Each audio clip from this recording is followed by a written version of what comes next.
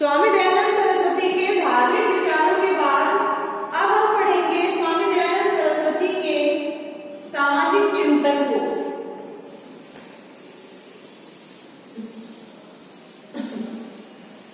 समाज के अंदर स्वामी दयानंद सरस्वती ने बहुत सुधार किए, समाज सुधार के कार्यक्रम चलाए। समाज में जो हिंदू धर्म के अंदर, जो हिंदू समाज के अंदर जो बुराइयां थी, उन बुराइयों को भी स्वामी दयानंद सरस्वती ने दूर किया। तो अब हम पढ़ेंगे सामाजिक चिंतन।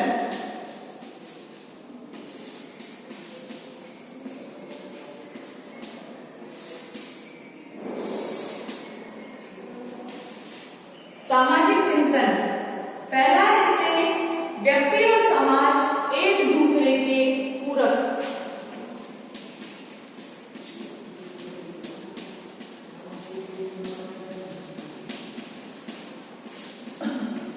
व्यक्ति और समाज एक दूसरे के पूरक।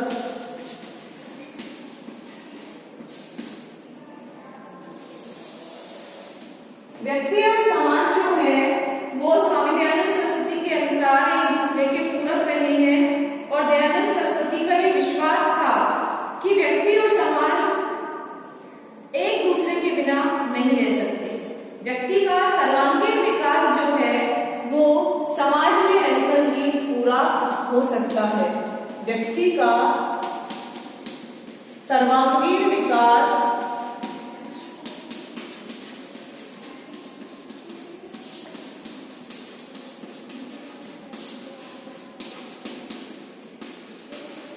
समाज में रहकर ही संभव है।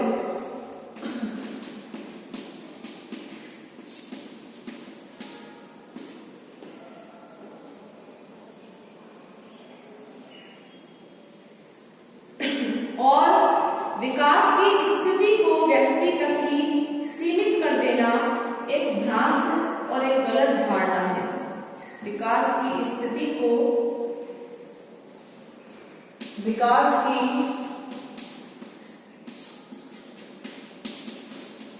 स्थिति को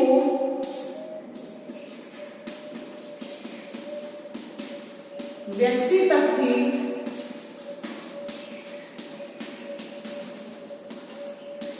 सीमित कर देना एक गलत में भ्रांत यानी भ्रमित करने वाली धारणा है।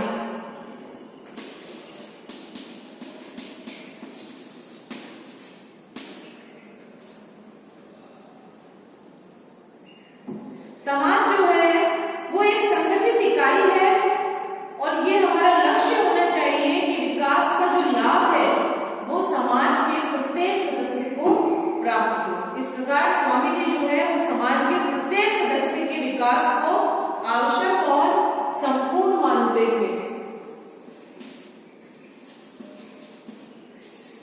समाज एक संगठित इकाई है,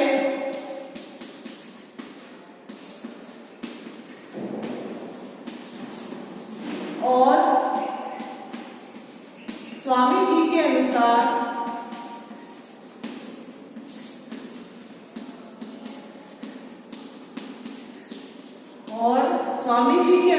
जो है वो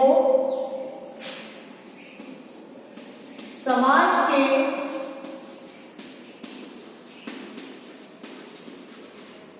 प्रत्येक वर्ग, प्रत्येक व्यक्ति को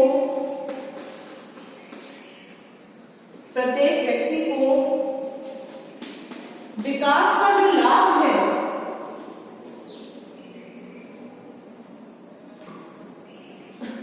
प्रत्येक व्यक्ति को विकास का लाभ प्राप्त होना चाहिए।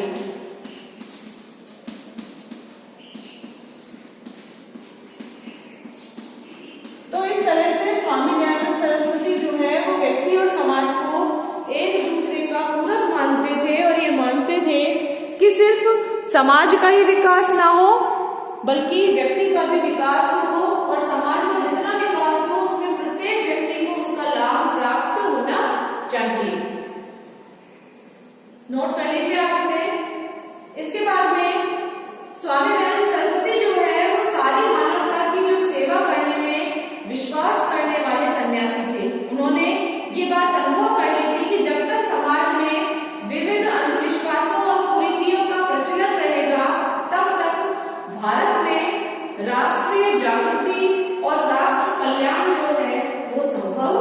नहीं है। स्वामी दयानंद ने भारतीय सामाजिक जीवन के विविध प्रसंगों पर अपने विचार जो थे वो गंभीरता से प्रस्तुत भी किए थे। दूसरा उन्होंने बताया था कि गुण पर आधारित वर्ण व्यवस्था का उन्होंने समर्थन किया था। गुण पर आधारित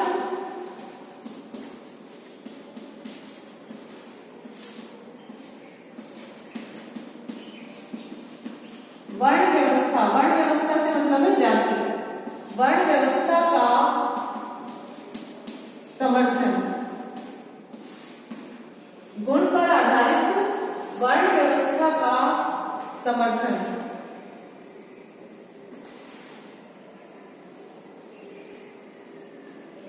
स्वामी जी ने वेद में उल्लेखित वर्ण आश्रम धर्म का समर्थन किया है, लेकिन उन्होंने ये भी कहा कि आज की जाति व्यवस्था उस वर्णाश्रम व्यवस्था के एकदम विपरीत है जिस पर वैदिक समाज आधारित था। वो ये मानते थे कि जो जाति है वो वर्ण पर आधारित नहीं बल्कि जन्म पर आधारित होनी चाहिए, कि जो व्यक्ति जन्म से जो गुण है उसके अंदर, अगर कोई व्यक्ति मान लो ब्राह्मण के घर पैदा हुआ है लेकिन उसमें वीरता बहुत है, वो क्षत्रिय के सारे गुण रखता है, तो उसका जो वर्ण है, जो जाति है, वो क्षत्रिय हो जानी चाहिए, ना कि जन्म पर आधारित उसकी ब्राह्मण ही रहनी चाहिए।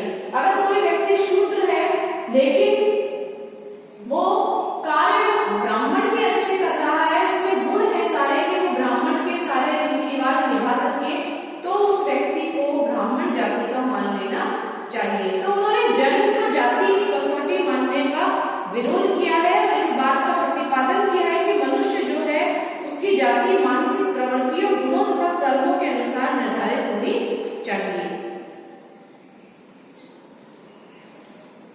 उन्होंने, स्वामी जी ने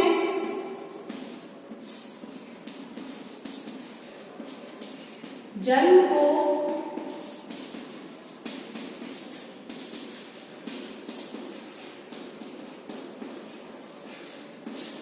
जाति की कसौटी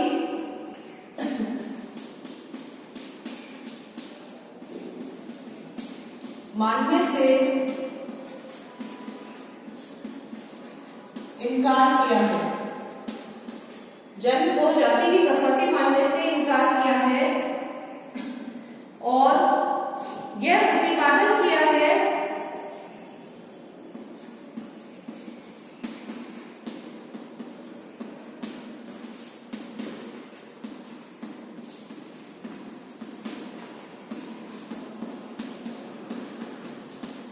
कि मनुष्य की जाति या वर्ण जो है वो उसकी जो प्रवृत्तियां हैं, मानसिक प्रवृत्तियों, गुणों, जाति या वर्ण उसकी मानसिक प्रवृत्तियों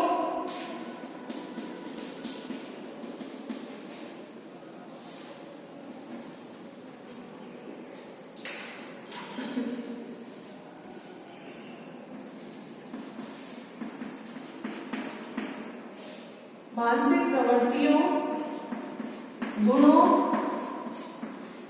तथा कर्मों के अनुसार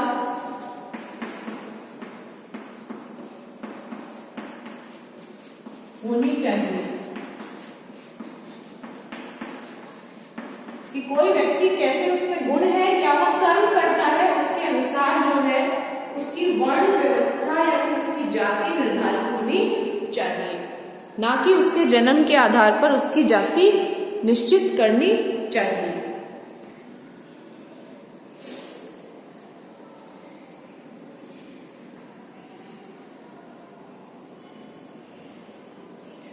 उन्होंने छुआछूत या किसी को ऊंचा और नीचा समझने का विरोध किया है। उन्होंने कहा है कि सारे कार्य सामाजिक पूर्णता के निमित्त संपन्न किए जाते हैं। सारे कार्य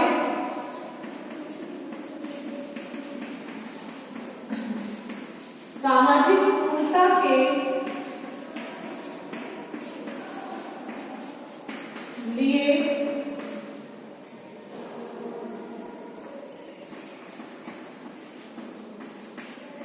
संपन्न किए जाते हैं, अतः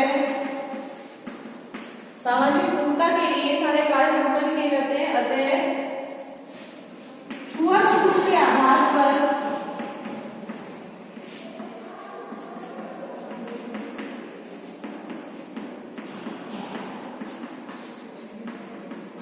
किसी को ऊंचा या नीचा समझने का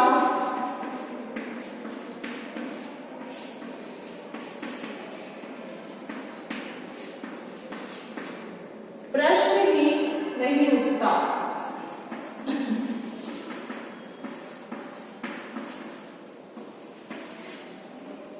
तीसरा है इसमें आश्रम सिद्धांत का समर्थन।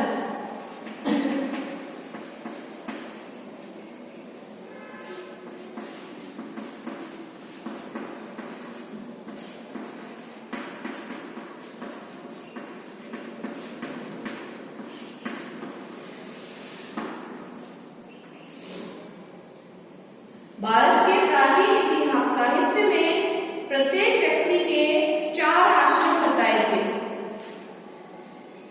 ब्रह्मचर्य, गृहस्थ, वानप्रस्थ और संन्यास। और व्यक्ति की आयु 100 वर्ष मानी गई थी और ये व्यवस्था बताई गई थी और प्रत्येक आश्रम में व्यक्ति को 25 वर्ष जो है वो व्यतीत करने थे।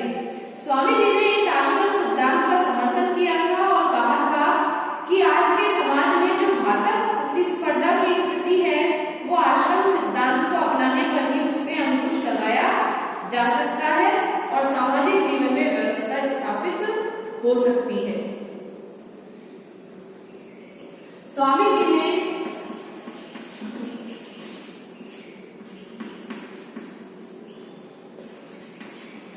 जीवन काल में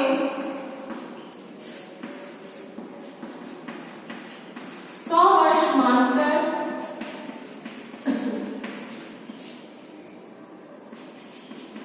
चार आश्रम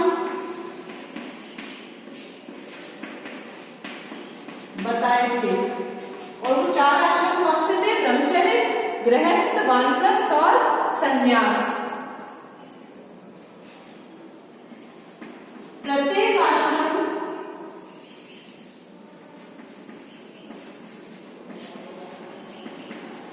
प्रत्येक आश्रम 25 वर्ष का मानकर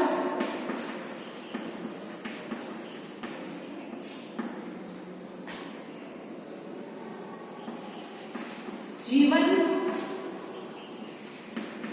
उसी प्रकार व्यतीत करना था।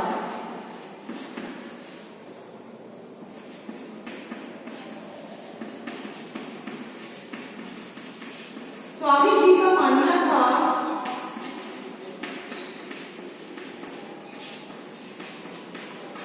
कि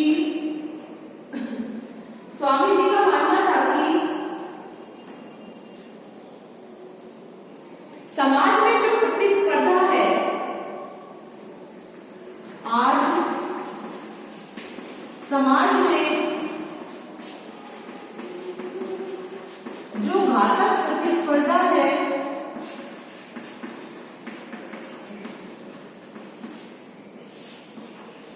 घातक प्रतिस्पर्धा की स्थिति है, यदि उसे समाप्त करना है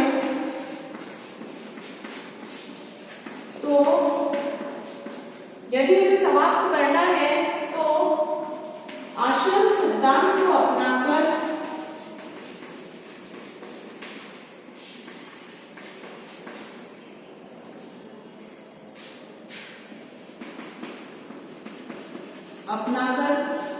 व्यवस्था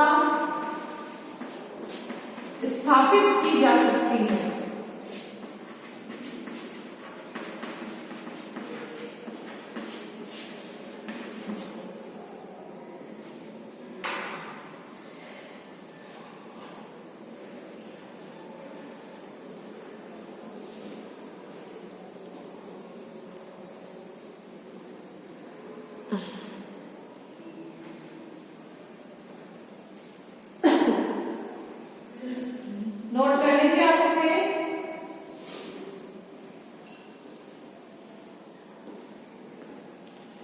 स्वामी दयानंद सरस्वती ने व्यक्ति और समाज को एक दूसरे के लिए आवश्यक माना है। साथ ही उन्होंने गुण पर आधारित वर्ण व्यवस्था का भी समर्थन किया है। आश्रम सिद्धांत का भी उन्होंने समर्थन किया है कि एक व्यक्ति 100 वर्ष की आयु जीता है, उसमें से 25-25 वर्ष के 4 भाग होते हैं और 4 आश्रम होते हैं। चारों आश्रम प्रत्येक 25 वर्ष में वो जिएगा। जैसे प्रथम 25 वर्ष ब्रह्मचर्य के, उसके बाद 50 वर्ष गृहस्थ के, उसके बाद 25 वर्ष वानप्रस्थ के 75 वर्ष तक और फिर 100 वर्ष तक संन्यास आश्रम। तो इस प्रकार से आश्रमों को भी स्वामी दयानंद सरस्वती ने 4 भागों में बांटकर जीवन को 100 वर्ष का माना। इसके बाद स्वामी दयानंद सरस्वती ने समाज में स्त्रियों को भी बहुत महत्व दिया है। उन्होंने नारी की महिमा का भी वर्णन किया है। वो नारी की शिक्षा के भी पक्षधर थे, बाल विवाह के वो पक्षधर नहीं थे, विरोध किया था। समाज में जो स्त्रियों की दयनीय स्थिति थी उसका भी उन्होंने घोर विरोध किया था।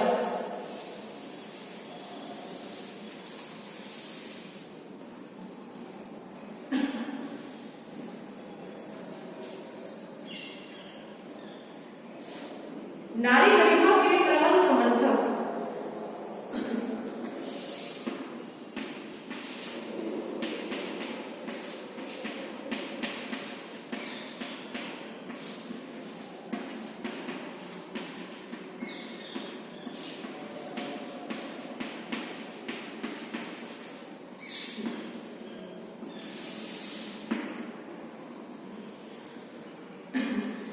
स्वामी दयानंद ने नारी की गरिमा का प्रबल समर्थन किया है और हिंदू समाज में प्रचलित इस विचार का खंडन किया कि नारी पुरुष के समान नहीं है, उसे प्रकृति ने ही स्वभाव, योग्यता और शक्ति की दृष्टि से पुरुष से भिन्न बनाया है और ये भिन्नता उसे पुरुष की तुलना में हीन बनाती है, हेय बनाती है, छोटा बनाती है। लेकिन स्वामी जी का मन जो है वो मात्र शक्ति के प्रति आदर से परिपूर्ण था।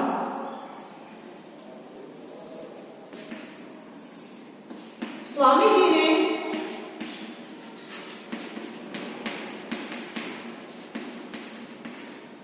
हिंदू समाज में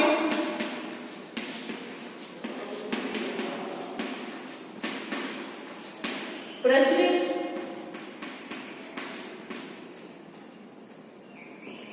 जो नारी से संबंधित विचार थे, प्रचलित नारी से संबंधित विचारों का खंडन किया।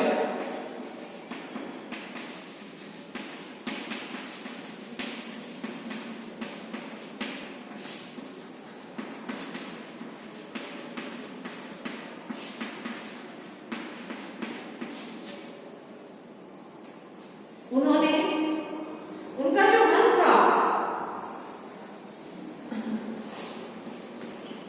उनका मन मातृ शक्ति के प्रति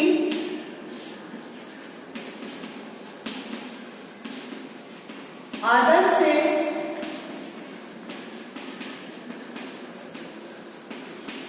परिपूर्ण था। उनका मन जो था वो मातृ शक्ति के प्रति आदर से परिपूर्ण था। वो स्त्रियों का आदर सम्मान करते थे, वे उनकी स्वतंत्रता के पक्षपाती थे। वे स्त्रियों की स्वतंत्रता के पक्षधर तथा उनके जीवन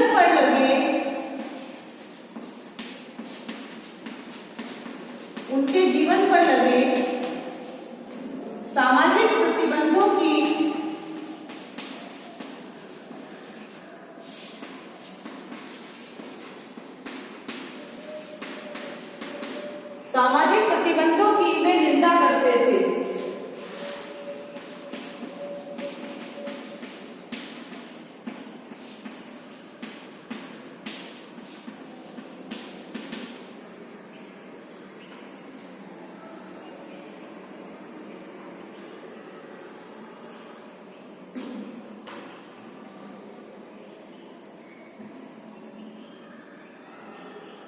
स्त्रियों को दीनहीन दशा से ऊपर उठाने में उन्होंने जीवन पर्यंत कोई शिथिलता नहीं आने दी। पर्दा प्रथा का विरोध किया और स्त्री शिक्षा पर बल दिया।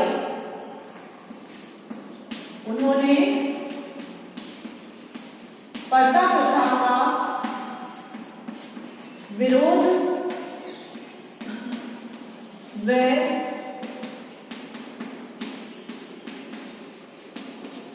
स्त्री शिक्षा पर बल दिया।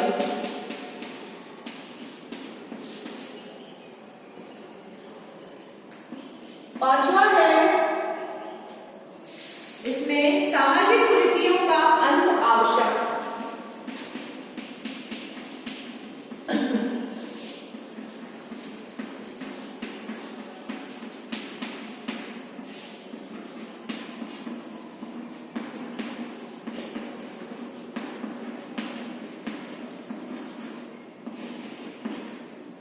समाज के अंदर जो कुरीतियां हैं उनका अंत आवश्यक है, ऐसा स्वामी दयानंद सरस्वती कहते थे। अगर हिंदू समाज के अंदर जो बुराइयां हैं जब तक उनका अंत नहीं होगा तब तक सामाजिक जीवन सही नहीं हो पाएगा। उन्होंने समाज में प्रचलित बुराइयों को, कुरीतियों को दूर करने पर बल दिया।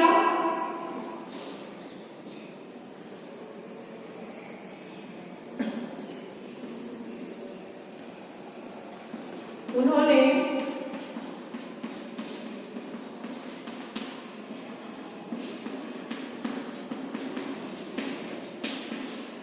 समाज में प्रचलित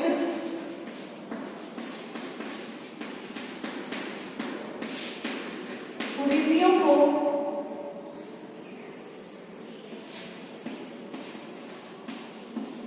दूर करने पर बल दिया। साथ ही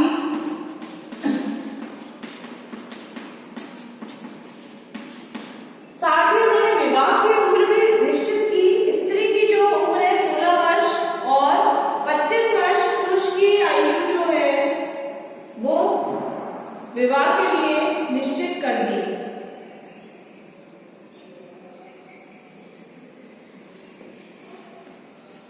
स्त्री की विवाह की आयु 16 वर्ष व पुरुष की 25 वर्ष निश्चित कर दी।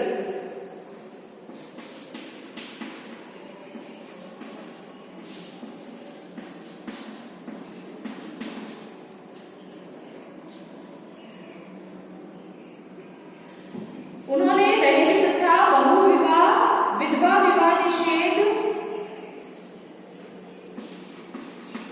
उन्होंने दहेज प्रथा,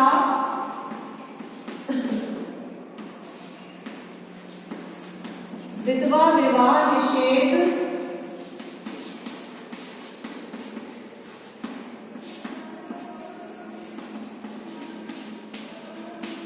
समुद्री यात्रा निषेध,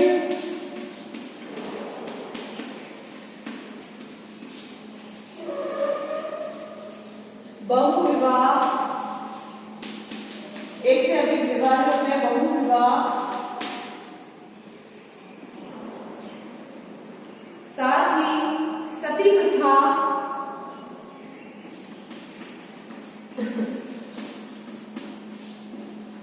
आदि का विरोध किया।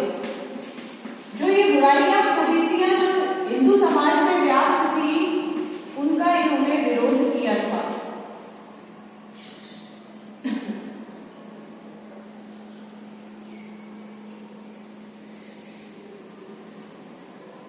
उन्होंने कहा कि बेमेल जो विवाह है वो ना हो, जबकि स्त्री और पुरुषों को विवेक के अनुसार अपना जीवन साथी चुनने का अधिकार दिया जाए। वे अनमेल विवाह के विरोधी थे।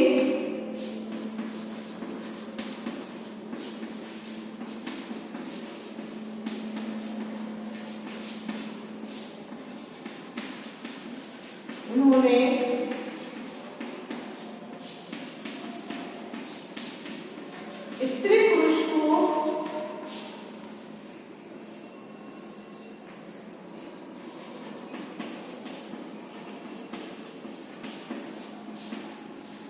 पुरुष को अपने विवेक के अनुसार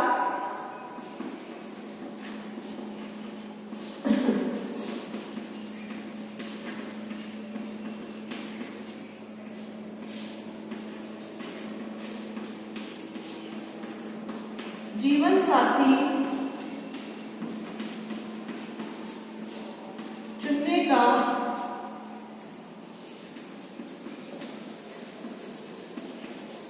अधिकार दिया। यह अधिकार देने का उन्होंने समर्थन किया। स्वामी दयानंद ने सामाजिक कुरीतियों का विरुद्ध केवल प्रचलन के लिए नहीं बल्कि संकल्प लेकर इन्हें समाप्त करने की दिशा में भी वे आगे बढ़े। स्वामी जी सामाजिक कुरीतियों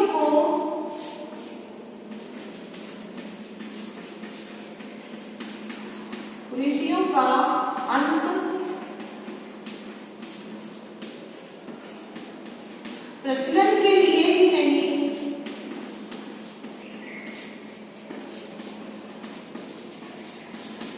अपितु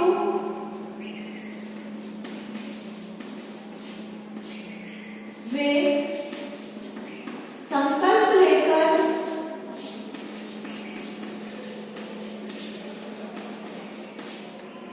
इस दिशा में आगे बढ़े।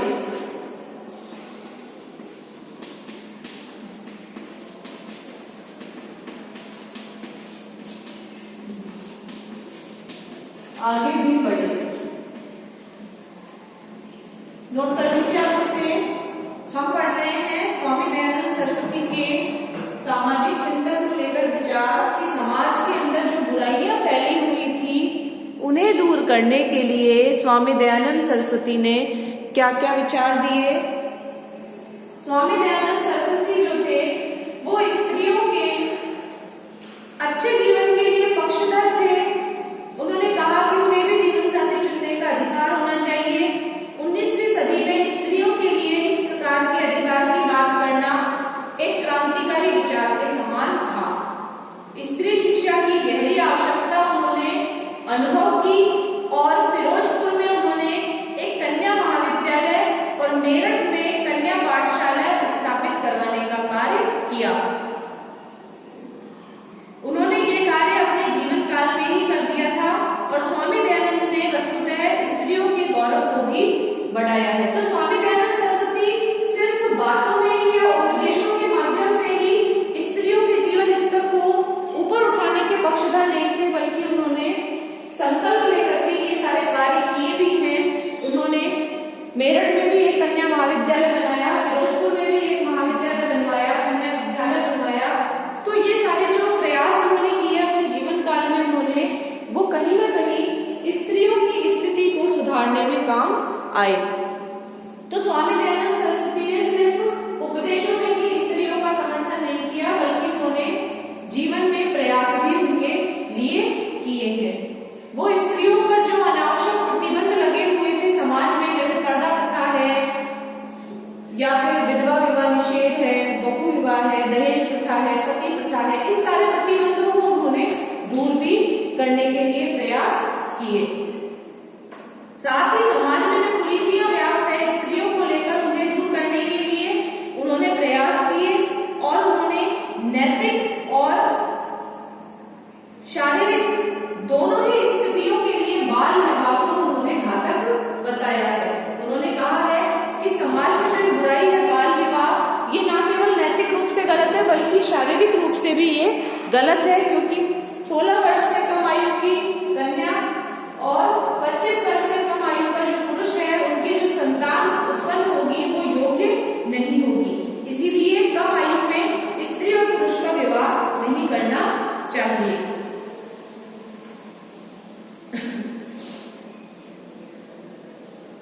और सामाजिक कुरीतियों के लिए उन्होंने जो अभियान चलाया वो केवल प्रवचन